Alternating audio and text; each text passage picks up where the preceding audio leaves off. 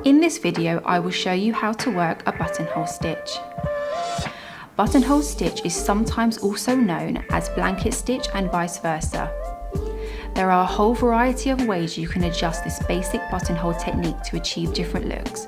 For example, you can change the spacing between the stitches or change the length of the stitches as I've done here.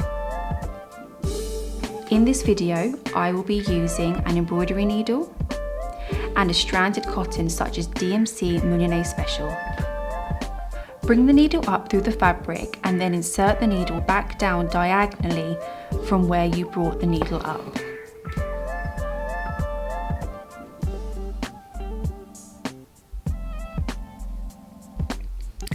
Place your thread behind your needle and pull it through. That's your first stitch. Repeat the process until you have completed your desired length.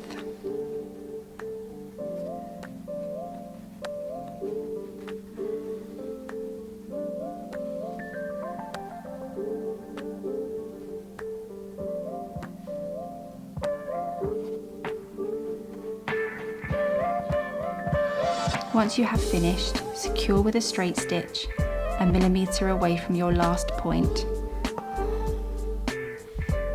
This is your buttonhole stitch.